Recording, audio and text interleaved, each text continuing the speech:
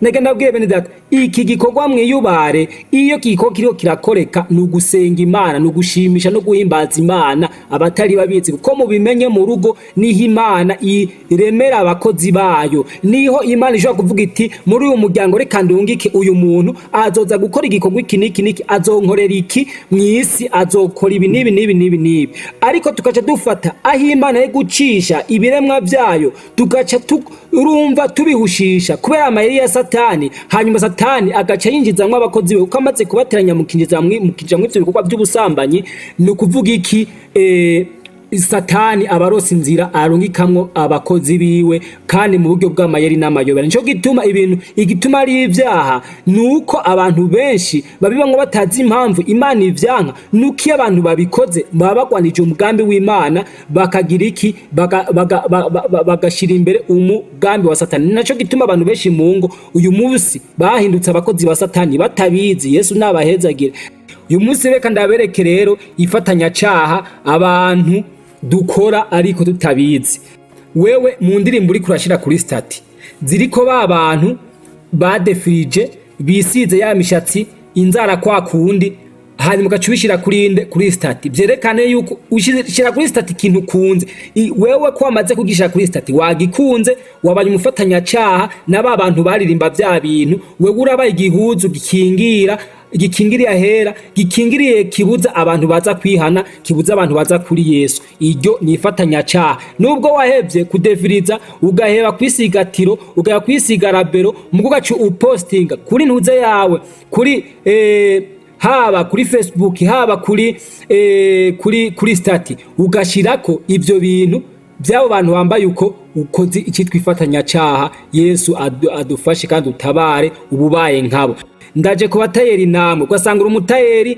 Yesu yari yagusizeho kugira ngo uwerekane kandi ugaragaza ukwera kwiwe Yesu nabahezagire mu banyamahanga no mu bapagani bo urazi gutambara impuzu zipasura bo urazi gutambara impuzu zigaragaza amabere bo urazi gutambara imini ariko ugaca ubishonera abantu Yesu nadutabare kandi adufashe abaje ugaca ubashonera ntuhagarare mukora kw'Imana uvuga uti jewe nsoni nizi nizo nsoni ariko kubera uvuga ngo nta ngorane sije ndavyamara nagira ndakubwire mwene data uri mupagani ukora ifatanya caha kuko ushima ukora ifatanya caha abo bagenda gusa ni ubambika ni ubashonera kuko wewe ubashonera ivyo bagomba wewe ukurikira kuronka amafaranga nukurikirana kuvuga ubutumwa waramaze kubigihuzu gikingiriye ahera ubuza abandi kuza kwihana kuko wewe utanga karorero kabi mu biko gukora aho Yesu yerera gusize ngo muvugire ngo mukorere waciye uhindukira ukunda amafaranga ureka kuvuga ubutumwa bwiza Mwami Yesu turaguhimbiye ko wemeye kuza kutucura arakoze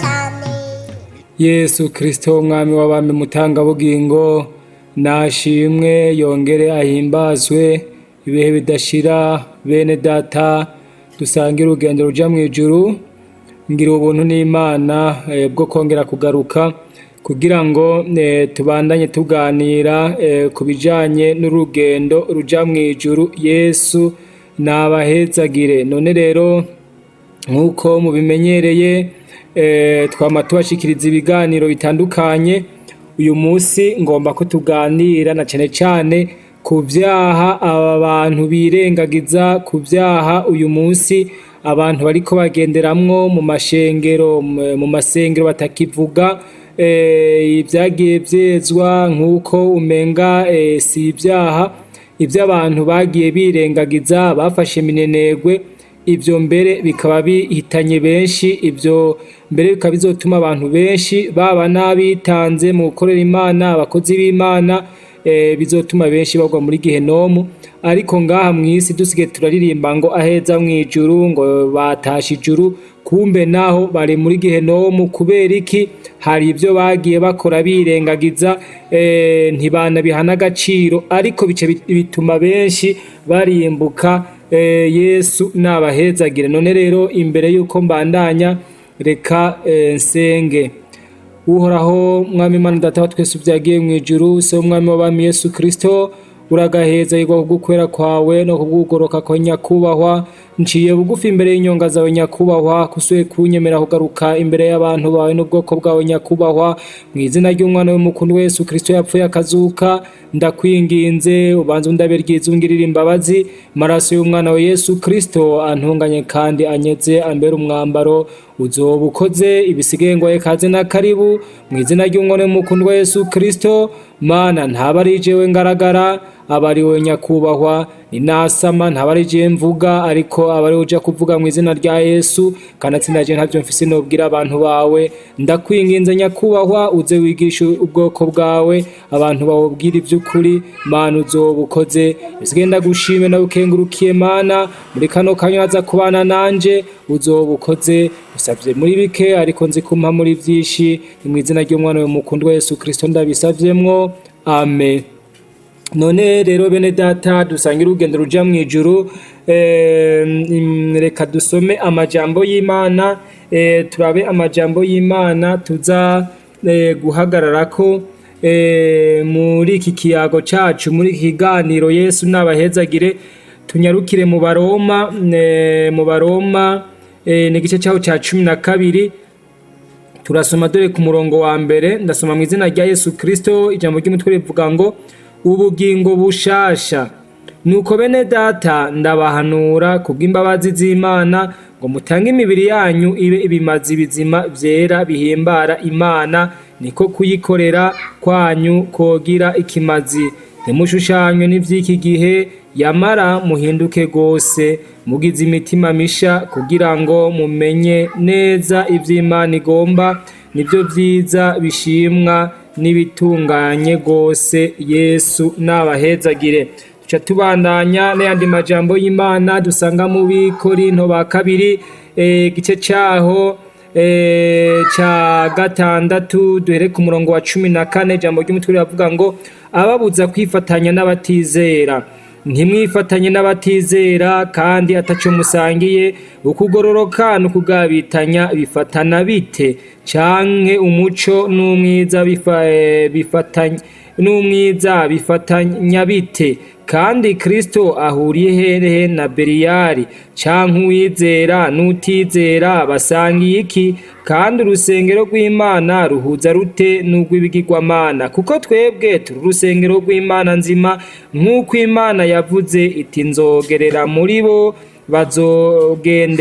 nzogendera muri bo mb'Imana yabo nabo babe abanje nuko muve hagati y'ababandi mubitandukanye ko niko uhoraho agize kandi ntimugakore ku kintu gihumanye na kimwe nanje nzobakira kandi nzobabera so namwe muzombera abahungu n'abakobwa niko uhoraho ashobora byose agize Yesu nashimwe adufashe yongere adutabare bene data ndanezero cyane kwera iri jambo atari jewe ndarivuze ariko ngo niko uhoraho agize Yesu nabahezagire naya majambo y'Imana hano dusomye ngo ababuza kugira iki kwifatanya n'abatizera Yesu nabahezagire mu Baroma naho mwumvise amajambo y'Imana twasomye ngo ubugingo bushasha Yesu nabahezagire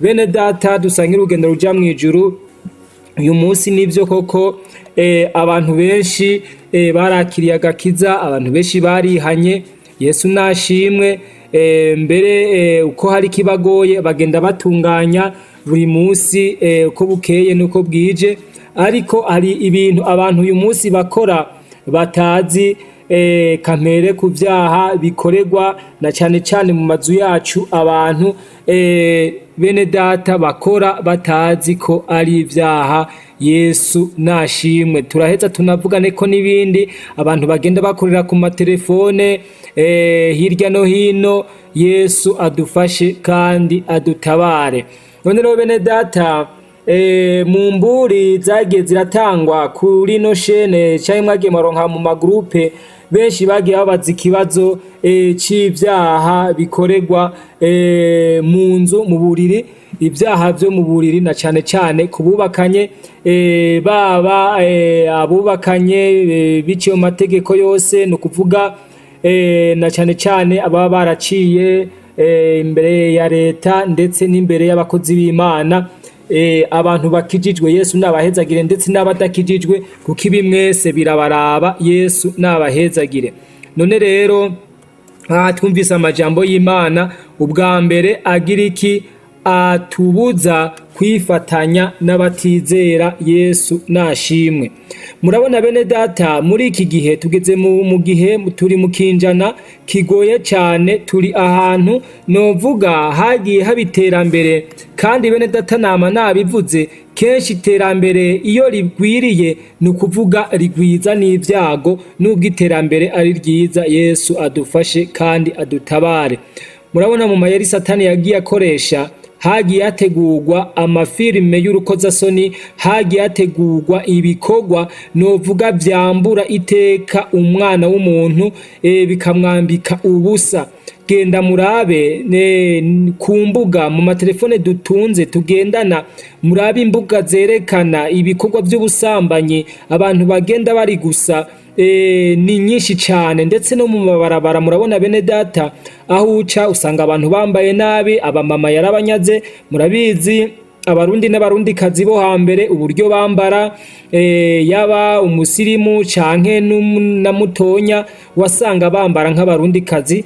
Ariko kubera yuko Satani wewe azi neza uburyo abarundi twifata n'uburyo twagerageza akaranga katuranga tukakagendera, yaciye atunyaga ibijanye n'akaranga k'igihugu cacu, hanyuma atuzanira imico novuga irahuwa handi. Iyo mico icituma abantu, kubera abantu benshi bagira ngo barasirimutse nagasirimu, bica bituma ahubwo bibakura ku Mana. Nuruyeri Satani yakoresheje kugira ngo bikunde aze yironkere iminyago myinshi. Yesu adufashe yongere adutabare.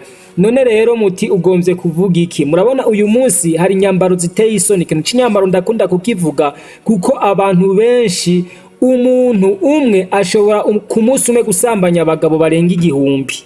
Ndavuze umukobwa cyangwa umugore umwe yambaye nabi arashobora guteza ubusambanyi iyo aciyanora abagabo benshi. Abo bagabo bose akabateza irari ry'ubusambanyi, akabateza ivyipfuzo bibi. Naco gituma bene data, mu bintu bizotuma abantu benshi bagwa muri gihenomu ni ubusambanyi. Kandi rero burya ubusambanyi bufise amashami menshi, nivyo nagomba ko tubanza guhera ko tuvugane. Yesu adufashe kandi yongere adutabare. Burya rero izi nyambaro mubona abantu bagenda bambaye mbi, abamama basigaye bagenda amatako bashize hejuru, amabere ari hejuru, nabige mukonyene.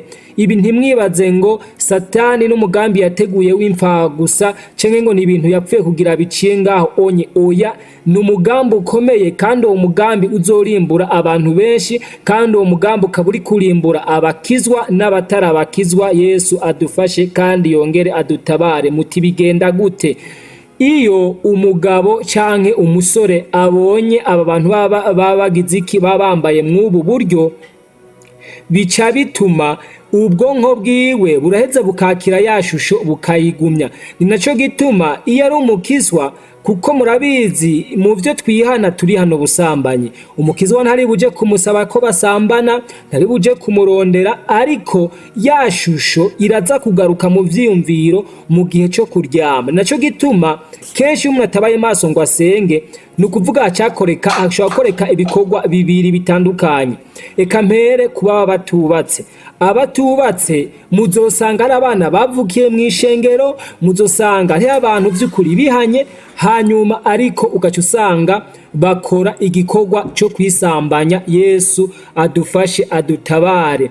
Benshi barabibatije amazina, bakavyita ngo ni punyeto, ndakivuga nkuko basanzwe bakivuga. Kandi hariho n'abitwa iyo barikora ko ico gikorwa bavuga ngo ni ukwiyorohereza. Ni igikorwa kibi, ni indwara abantu batazi ko ari indwara bagendana nayo, kandi wamaze kwinjirwamwo niyo dayimoni yo kwisambanya. Nagira ndababwiza ukuri bene data, uyo kugira ngo abibohoke ko ni ikintu gikomeye. Ncangira ko ndababwira n'ingaruka mbi zaco.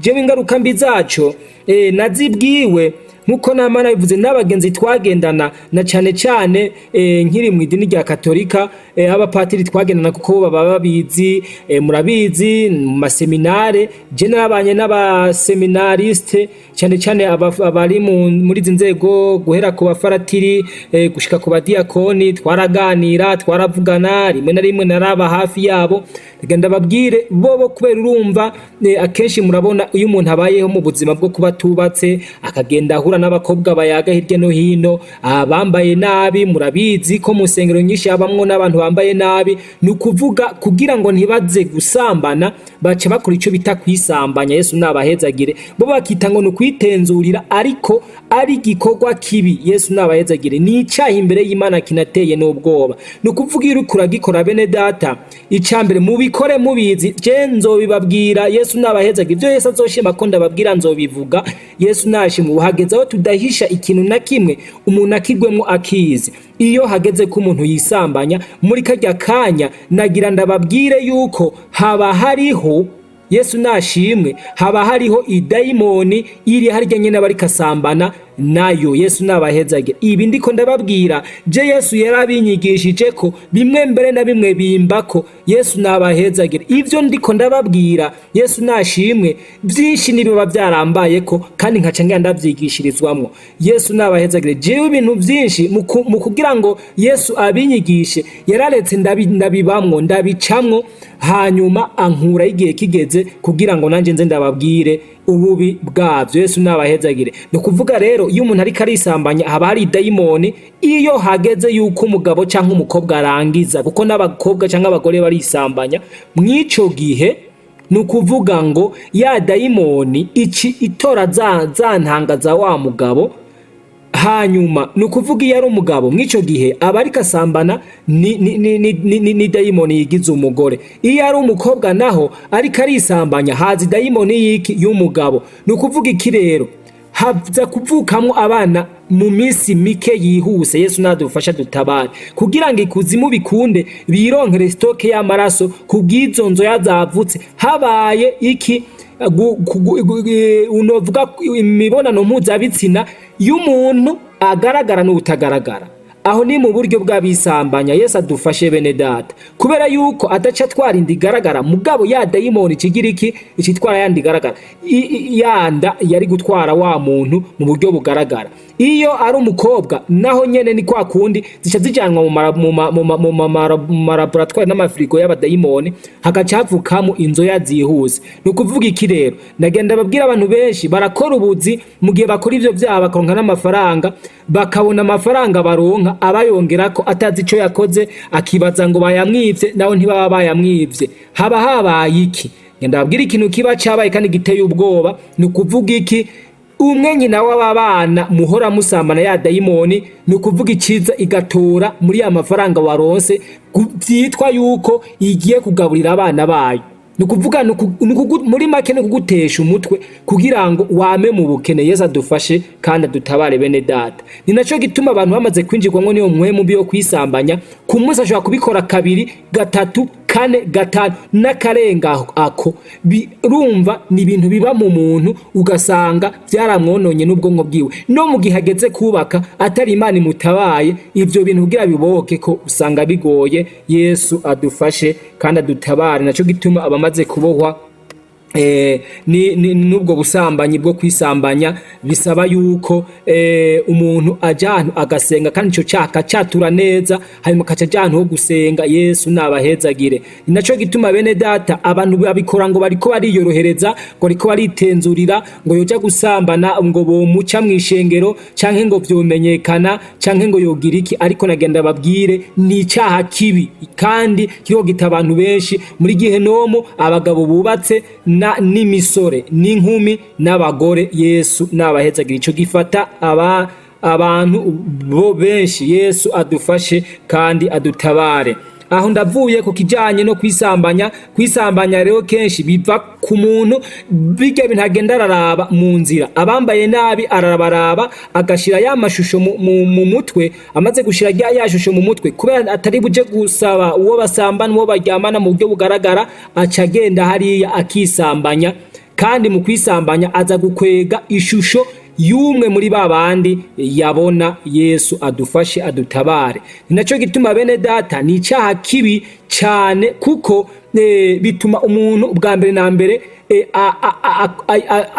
haboneka abansi b'Imana, haboneka ibintu bigwanya Imana mu buryo abantu batazi, mu buryo abantu badatahura, kuko iyo habonetse abo bana bavutse mw'ubwo buryo bituma ikuzimu hari ibikoresho baguma baronka n'inguvu zikomeye kugira ngo bikunde bagume batera ubwoko bw'Imana. Yesu adufashe kandi yongere adutabare. Ico cyo kwisambanya kandi iyo umuntu yakibayemwo kiramutera n'amaso. Amwe n'abantu benshi bagwaye amaso, bamwe barabiterwa n'ibi byo kwisambanya. Murabizi ko mwumvise yuko ibi binyobwa tunwa bituma abantu bagira umururumbo, bamwe bakaca baja kwisambanya kandi bigatuma bibatera amaso. Yesu adufashe kandi yongera adutabare. Cyo kwisambanya naco nyene kiri mu bitera amaso abantu, ukiyo byakuboshe haraho imitsi umenga yo kwizosi canke y'ahandi ukamenga igomba guturika, aho ababikora muca muvyumva n'ingoga. Yesu adufashe kandi adutabare. Kanje ku mugwi ugira kabiri. Umugwi ugira kabiri nuwo abagabo bubatse n'abagore abo kandi benshi bari mw'ishengero. Yesu nabahezagire. Murabona ibikorwa by'ubusambanyi byagwijwe ku matelefone, bigwizwa ku marezo sosio. Aha mwibaza ngo nibifise igikorwa byaje gukora, canke izi modele z'inyambaro z'abantu bagenda bari gusa mubona zigenda ziza buri munsi. Aha mwibaza ngo ibintu ntibiri ku gikorwa, biri ku gikorwa ko Satani wazi ivyo yakoze, kandi abo mubona bose bagenda bambaye mwe n'ubwo buryo, canke abakina ry'amasanamu y'ibiterasoni. Ntimwibaze ko besha abantu n'abadayimoni bakorera kuri izi mbuga. Muzosanga kuri za TikTok biriko, muze murabe abantu mukunda kurera amafilme. Murabona Satani yakoze ikintu giteye ubwoba, barafata bagakina ngo filme ngo yo muri Bibiliya canke ya Esther canke yande ibinyene aya majambo y'Imana ari muri Bibiliya. Mugabo muze mucunge buri filme yose, ntuzoyiheza utabonyemo abasambana, utabonyemo abasomana, utabonye abakora ibikorwa by'ubusambanyi. Nta filme nimwe ihera ibimutabibonyemo. Yesu adufashe adutabare. Naco gituma ibintu vy'amafilme umukizwa vy'ukuri avuga ati je ndiko ndaja mwijuru. Nta mukizwa rero araba ibintu vy'amafilme. Abakizwa ari kuyu munsi baboshwe n'amafilme. Naco gituma mubona twakwege abantu bariko bagwa mu kaga kateye ubwoba. Yesu adufashe kandi yongera adutabare. Rero ngiranze kuri iki kijanye n'abubatse mu rugo, hari ivyaha bibera hehe? Mu bitanda. Nabige navuze kuba ku misore, ku nkumi bibera mu bitanda. Ikirero cyane cyane kigira ikintu gifata abagabo cyane, kuko imisore n'inkumi kenshi y'abantu bakijijwe. Yero umuntu vy'ukuri karaja mu ijuru vy'ukuri agira ati je ndiko ndaja mu ijuru, ivyo bintu arabihunga, ntahurira navyo kwiyamaze kuja muri ivyo gusambana biba byoroshe. Yesu adufashe kandi adutabare. Nukuvuga iki rero, ikireo kigira kabiri ni usanga umuntu ari umuntu yakijijwe cyangwa ugasanga ni yakijijwe ariko ari abantu bubatse, hagera mu gitanda bagakora ibikorwa by'ubusambanyi. Kandi mwumvise yuko iyi mibiri yacu ni ingoro y'Imana, kuko Imana iba muri twebwe. Yesu nabahezagire. Ni ingoro y'Imana. Wacufata ingoro y'Imana ukacuyikoresha ibikorwa by'ibiterasoni. Murabona muri no myaka haje ibikorwa by'amapornography. Muri pornography bakoreka amaposition atandukanye yo gukora imibonano mpuzabitsina. Abantu rero baci bafata ivyo bintu babona barora muri ivyo bifilme, bagaca bagenda mu ngo zabo akaba ari byo bapratika. Ya mantuze yose no kuvuga za position zose zikaba arizo baca bagira iki, baca bakoresha. Bantu naganda babwire kuri iki, muhebe murushwe ubwenge n'ibitungwa, muze murabe impene. Murabona isuguru igiye munsi y'inyana ntibibaho. Rero abantu kubera uyu munsi bari mu byo batazi bakora n'ivy'ibikoko bidakora. Abantu basigaye bakora n'ibintu ibikoko bitubaho gukora, kandi umwana w'umuntu ariwe yahawe ubwenge. Nukuvuga rero kubera ibi vy'amapornography byagiye bibaho abantu bagace babiraba. Ubwa mbere na mbere hari ikintu citwa cy'amaposition, abantu baje mu maposition y'ubusambanyi kuko babiraba bagize iki, bakifatanya n'iki n'abatizera. Uko iri gukora ivyo bakora nawe ubutandukaniye nabo, ubukoze ico bita ifatanya cyaha. Yesu adufashe kandi yongere adutabare.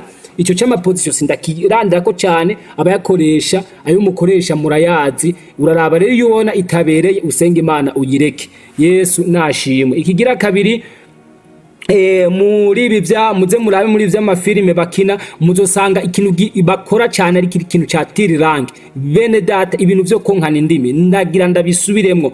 Ururimi aka kanwa kacu twakahawe kugira ngo bwa mbere kavuga ibyiza vy'Imana. Ca wibaza uri umupasiteri, uri umuririmbyi, uri umuvugabutumwa, uri umusenzi, mu kuvuga kwatura izina rya Yesu, mu guhamagara Imana ukoresha kanwa, ugaca ugenda ka kanwa nyene, ugaca ugenda ukaje kugakoresha mu bikorwa vyo kurangura amabanga yabubatse, ugaca uja mugaca mwonkana indimi. Ni ukuvuga ico ushake usigure cyangwa ukora ibingana gute, ushaka uvugishwe ugurukire no mu kirere imbere y'Imana uri umusambanyi utavyihanye ni muri Gihenomu. Ni ukuvuga abubatse mukigira ibi bintu vya tirirange n'ubusambanyi mwishengero, bo bibabwiye bo bibahanura mu nyigisho zitangwa z'abubatse, bo vyeza batovyeza nagenda kubwire ni icaha tirirange, kuko mfise impamvu ndiko ndababwira uko nuko nayigishijwe ko bihagije kandi akenshi iratuma igituma ari nambi cyane, iratuma mwico gihe iyo uyikora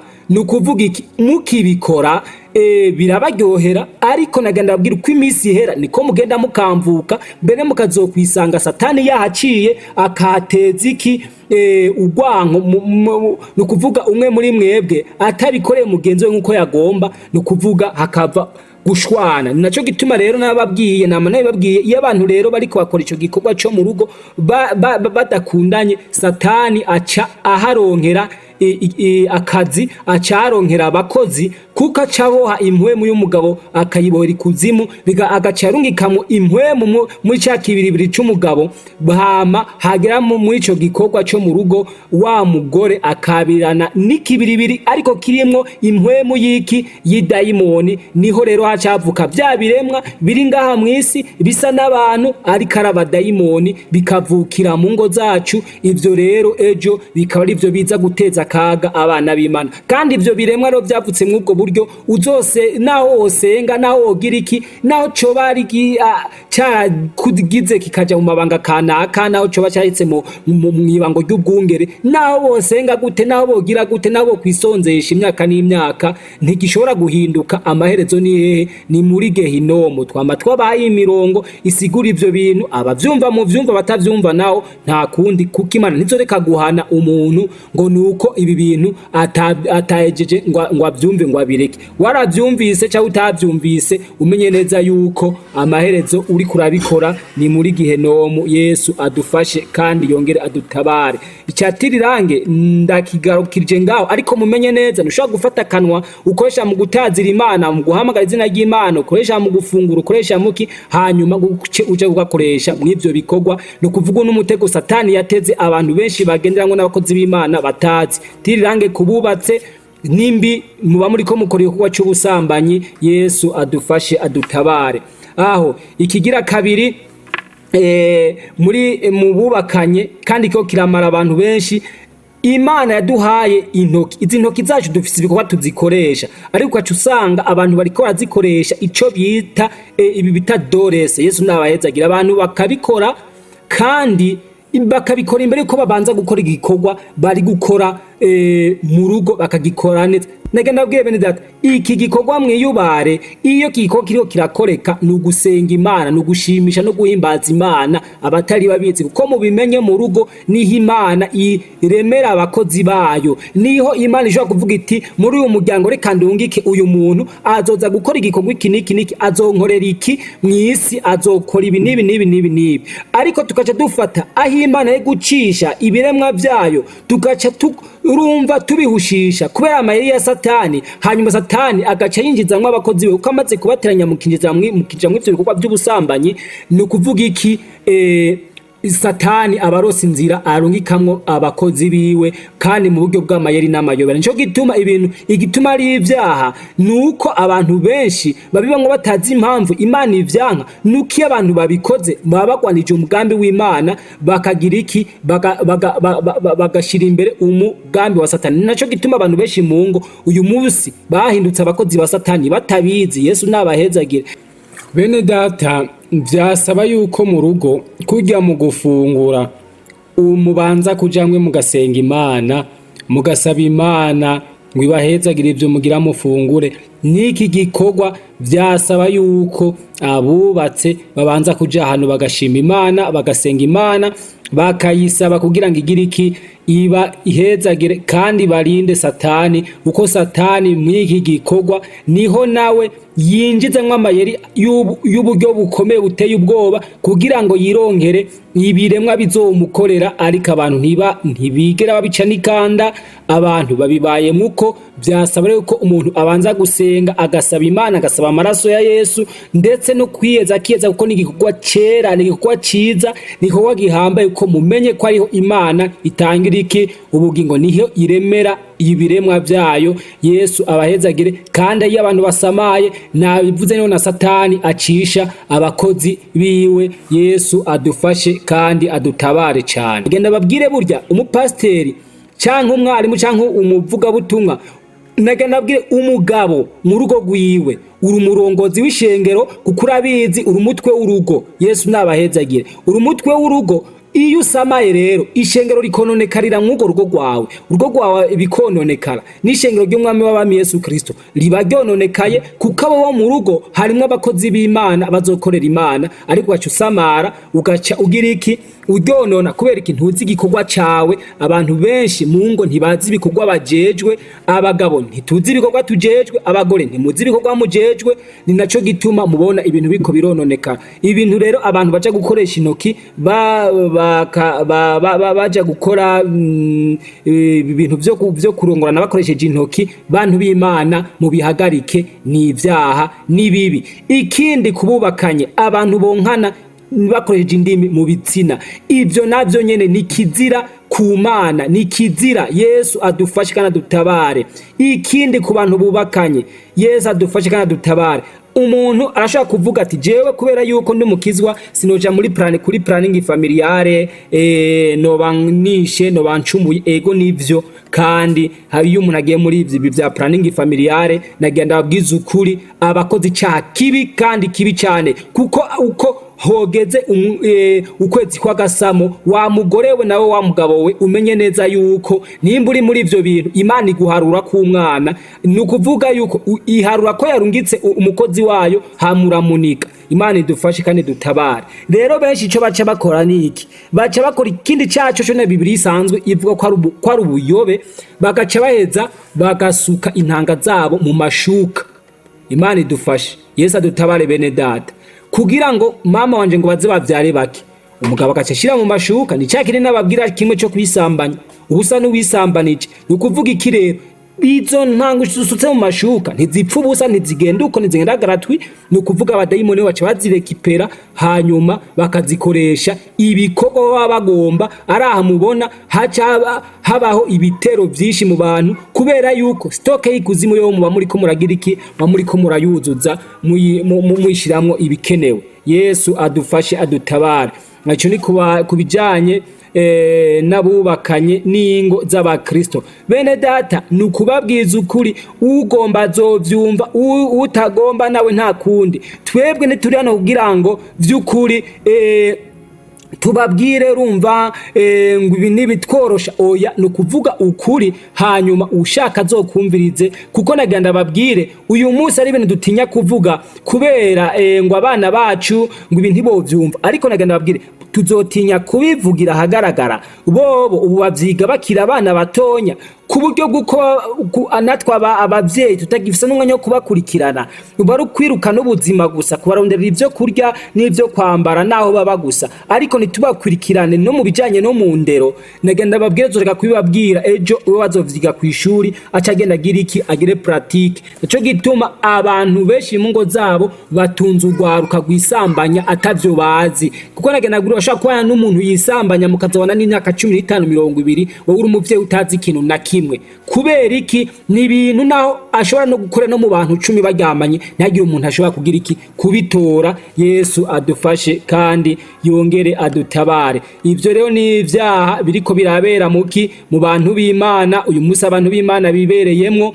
Ugasanga abantu muriko muragira iki, muriko murasomagurana. Yesu nabahezagire. None ko atari bibi, Yesu nashimwe ko atamukizwa arasomanira iyo ku rusengero musohotse kutaraca ufata umugore we ngo umusomagura abandi babona. Yesu nadutabare. Ico kintu tubahuka.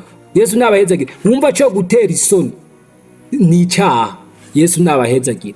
Kuko murabizi ivyo byose impamvu biriko turiko tubabwira ko ari bibi.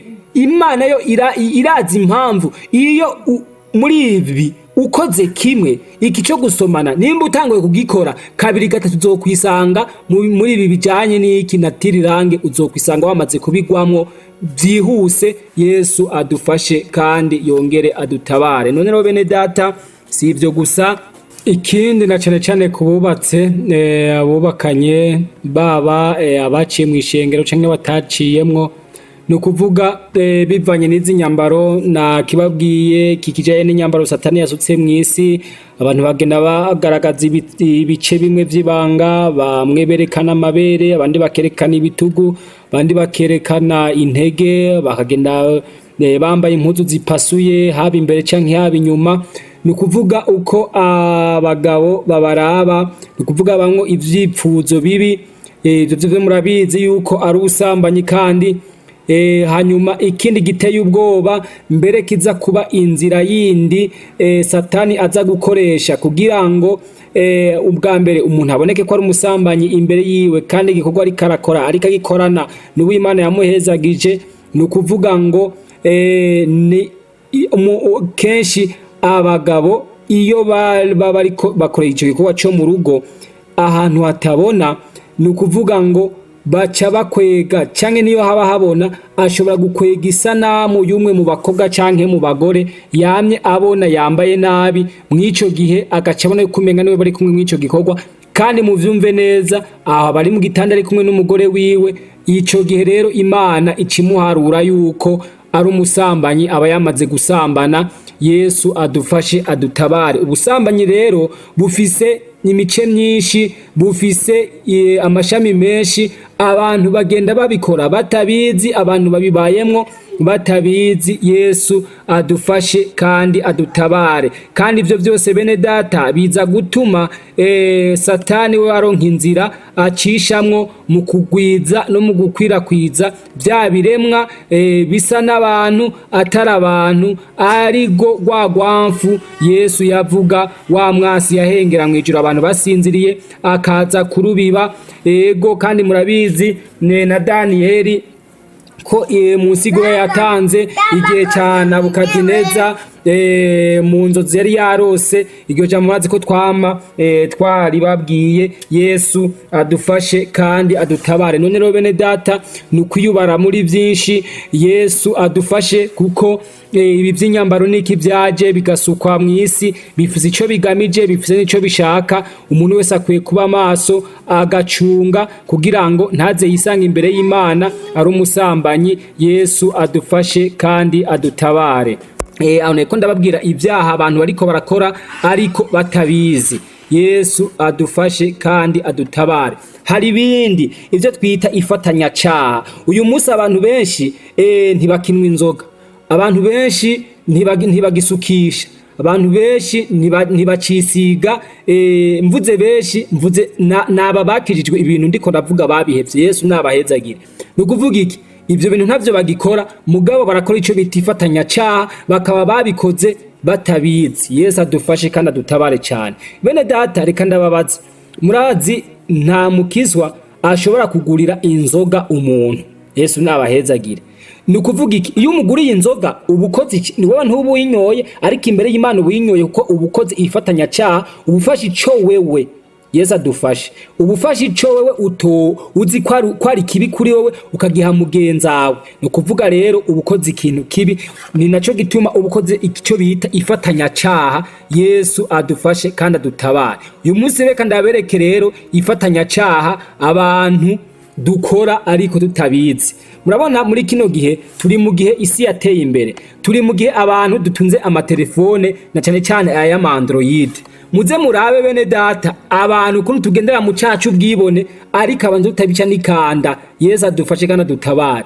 Ubwa mbere ugasanga umuntu ahera mu gitondo yipostinga wenyene, ugasanga yere mu gitondo ashirako amafoto yiwe canke agashaka amafoto y'ibindi ariko ntashireko n'umurongo n'umwe w'ijambo ry'Imana. Ubwo n'ubwibone ukubishirako kugira ngo bakubone kuri mwiza, akabaye kose abone yuko vyagize iki vyatunganye. Ubwo n'ubwibone, ico ni icaha. Yesu adufashe kandi dutabare. Ikigira kabiri rero citwa ifatanya caha ryimbitse, nukuvuga ngo ugasanga wewe mu ndirimbo uri kurashira kuri stati ziriko ba bantu badefirije bisize ya mishatsi inzara kwa kundi, hanyuma ugacubishira kuri stati vyerekane yuko ushira kuri stati ikintu kunze.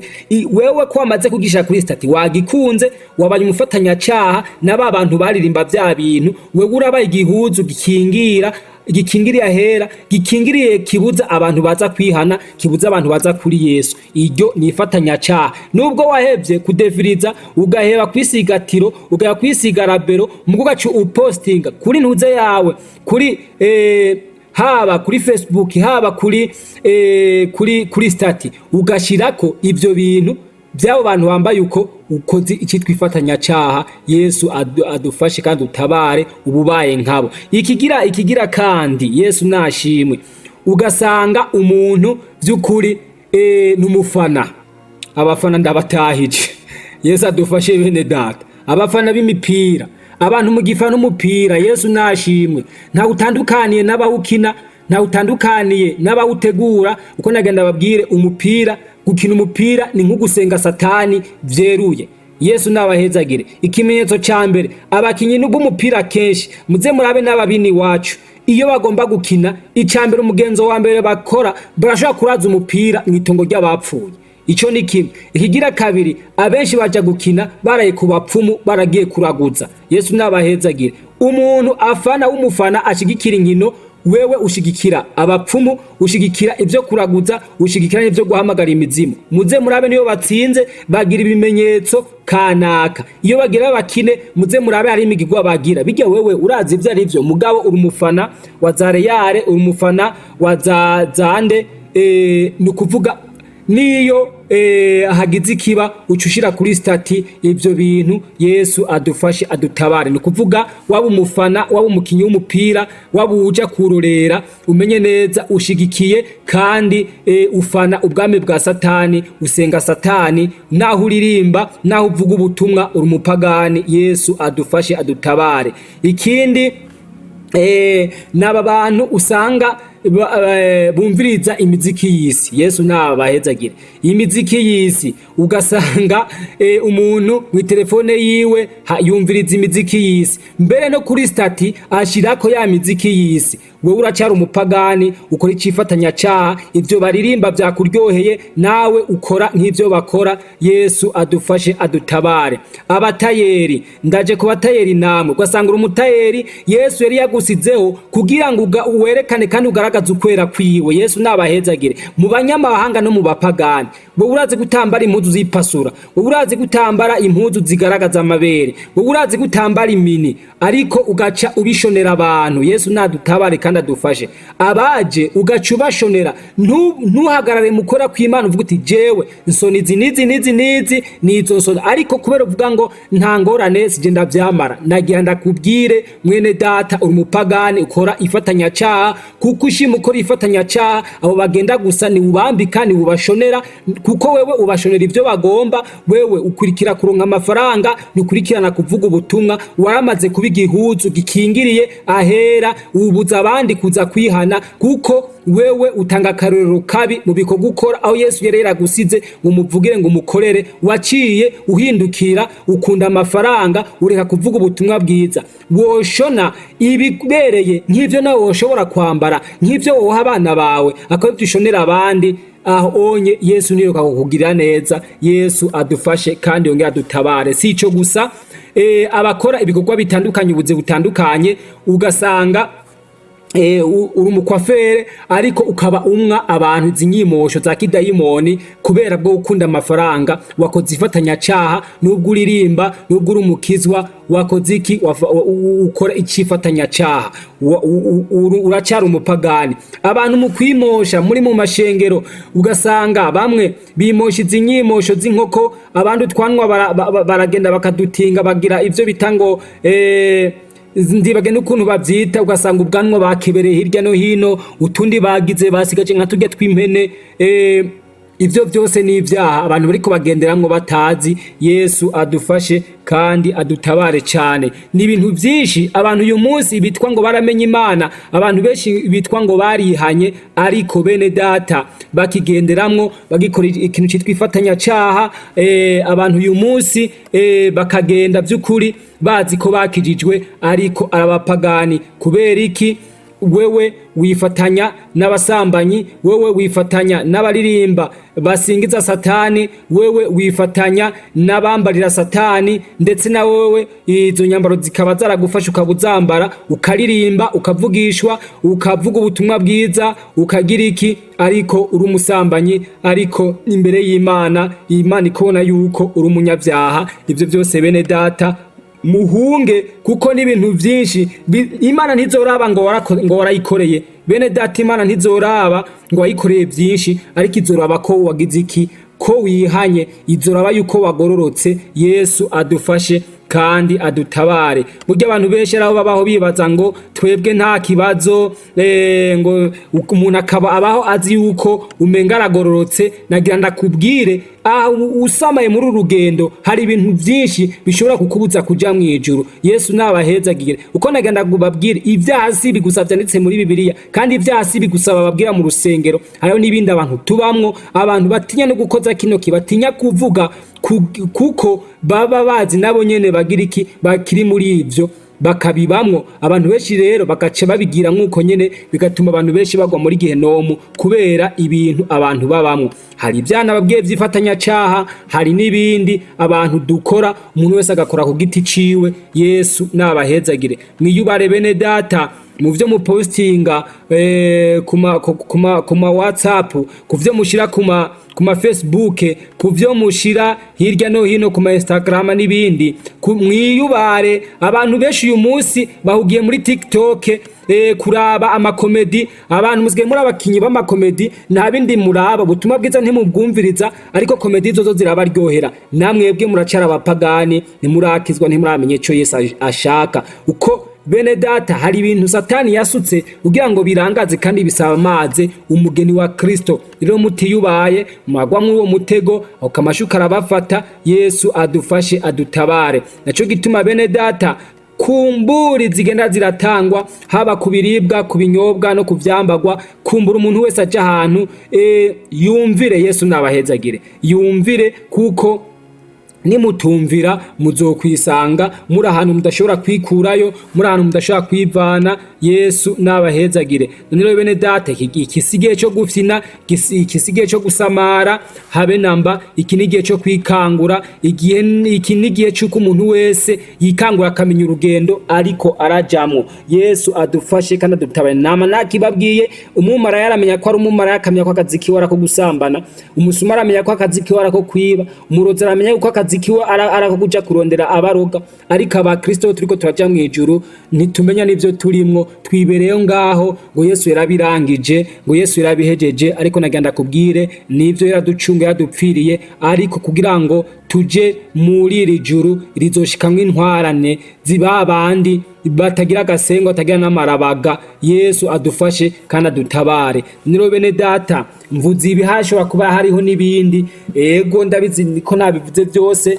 Yesu adufashe. Nawe ugendere mu vyo ukora, ugendere abe mu vyo urimwo, ugendere abe ko atabwibone udakora. Abantu benshi uyu munsi bari mu makorare ugasanga vy'ukuri iyo ariko araririmba agomba kuririmba kugira ngo mumve ko azi guhibongoza neza. Yesu adufashe kandi dutabare bene data. Ubu rero haradutse n'umugera mubi, abantu basigaye bari mu byo bitanga ngo gutravaya amajwi. Yesu adufashe kandi dutabare, ankaburira abajene babo mwishengero baririmba amakorari ugwaruka mwishengero.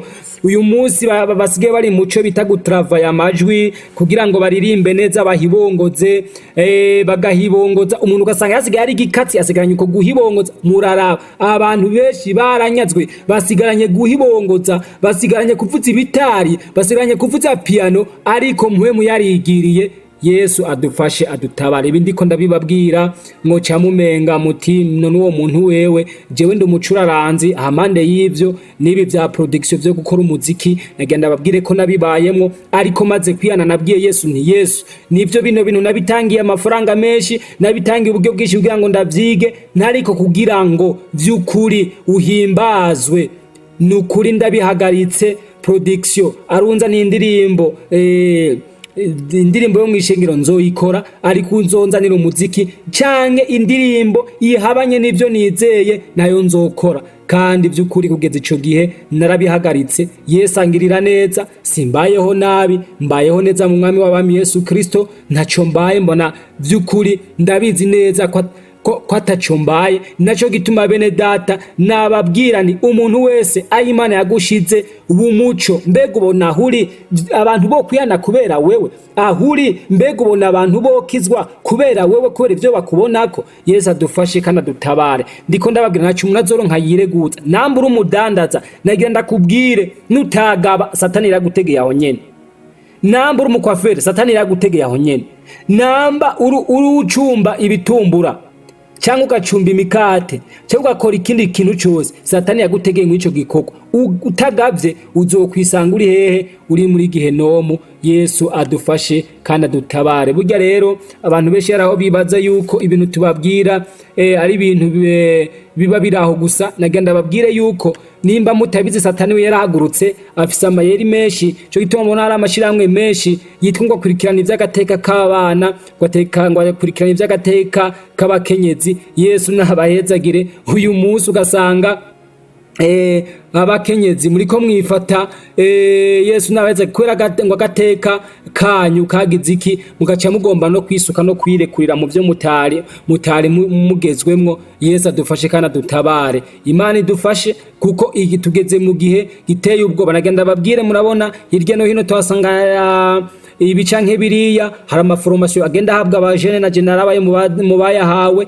yigisha na cyane cyane kuri ikijanye n'ikijanye cirondoka rijanye n'amagara y'abantu, ariko biza kwahurira abantu no kubahura ugwaruka mu busambanyi no kuja muri ibi vya planning familiare. Abantu ntavyo muzi, n'ababizi murabihora, n'abaganga mwari mubizi mubirengako, bamwe mukanka gushingira intaye Kristo kubera yuko mwoca munwa agashahara gato, ariko woshaka wo bivuga ko ayo mafaranga uri kurakorera impera n'imperuka bizobibisigi, ntavyo uzojana, uzopfa baguhambe, nta na kimwe uzogenda utwaye. Ariko ni wakorera Kristo uzoshika imbere uvyandikwa igitsibo. Yesu adufashe adutabare. Uyu munsi ugoruka kwacu uko ruricwa mu buryo butandukanye, uburyo butangaje, ariko abantu ntibagize iki, ntibabizi. Naco gitubona iko ndababwira ni umuntu wese ahari, umuntu wese ahagaze narabe uburyo ari karakorera Imana. Muri ivyo byose Imana yagoye wa mugabo we, raba yuko ishengera Imana yagoye mu rugo rw'iwawe rimeze neza. Kuko nagenda babwire ntiwihende, nubwo bo bamwungere, nubwo ba pasiteri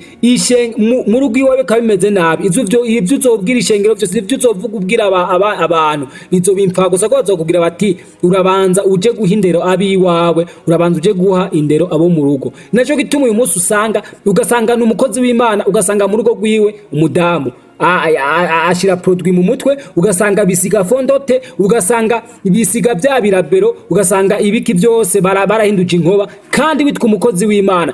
Naho ukorera Kristo, naho uvugira Yesu, nagenda kubwire mu rugo rw'iwawe wategetswe kuba karorero. Ubwijambo ry'Imana yatubwira ngo nimba ugomba kuba umurongozi w'ishengero, wategetswe kuba umugabo w'umugore umwe kandi uzi gukururanya no gutunganya ivyo mu rugo rwawe. Rero mu rugo rwawe bikunaniye, kuko nagenda babwire bene data, nubwo abantu iyo tugwaye batujana kwa muganga, akenshi bakujana kwa muganga uvuye muhira, ntibakujana kwa muganga uvuye ku rusengero. Kandi no mu kuja kuduhamba bazodamba tuva muhira. Yesu nabahezagire. Abenshi mu gupfa bapfa muhira. Yesu nabahezagire. No mu kuduhamba baduhamba badukura hehe muhira. Yesu nabahezagire. N'igihe inzambi izovuga hari nayo itazovuga turi ku rusengero, izovuga turi muhira, kuko nagenda bwenda Bibiliya bivuga ngo babiri bazoba baryamanye, umwe ajanwe uwundi arekwe. Yesu nabahezagire. None rero bene data, diko ndababwira bino bintu womenga nashizemwo ubukazi, oya sugukara sukubakarira,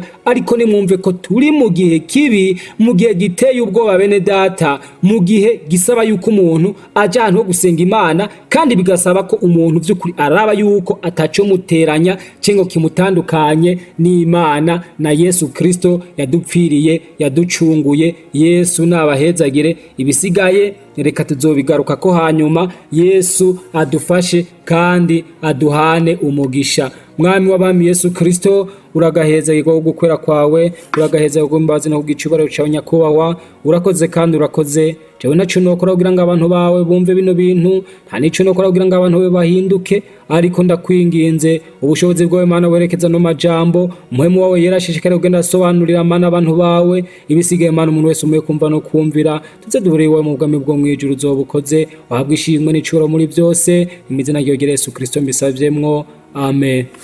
Kura ku nimero 64 ubusa 90 amajana 365. Ku bari hanze y'igihugu mushobora gutanguza akamenyetso ko guteranya amajana 257.